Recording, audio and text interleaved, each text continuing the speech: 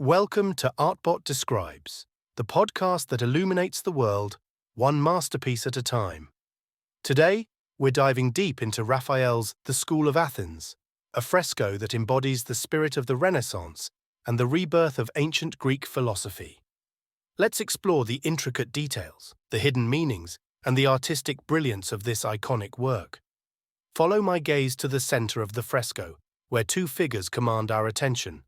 Here we see Plato and Aristotle, the titans of ancient philosophy.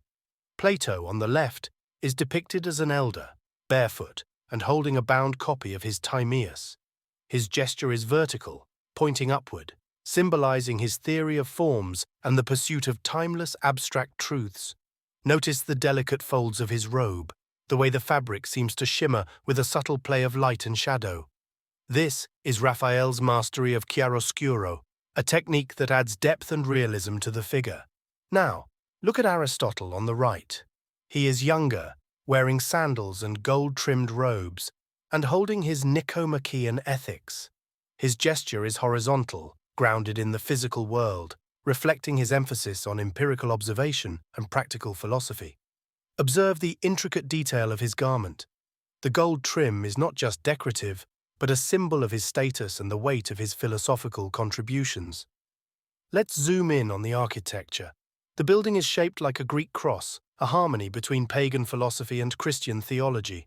The design is inspired by Bramante, who assisted Raphael with the architectural elements. Notice the meander pattern on the main arch, a continuous line that repeats in a series of rectangular bends. This Greek key design originated in the geometric period and was widely used in ancient Greek friezes. It's a subtle nod to the classical heritage that Raphael sought to revive. In the background, we see two sculptures. On the left is Apollo, the god of light, archery and music, holding a lyre.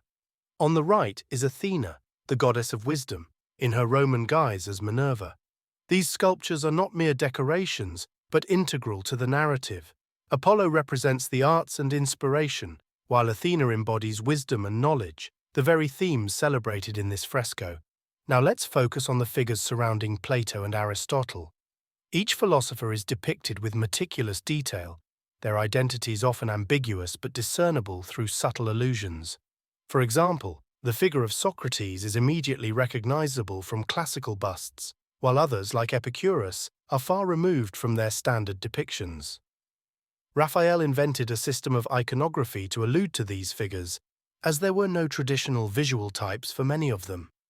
Here, in the shadow of the vase, we see a figure believed to be Leonardo da Vinci, portrayed as Plato.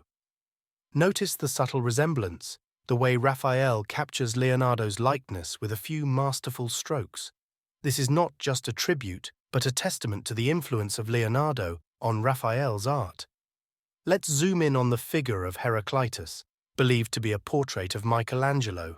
Observe the varicose veins in his legs, a medical detail noted by Paolo Zamboni, a professor of vascular surgery.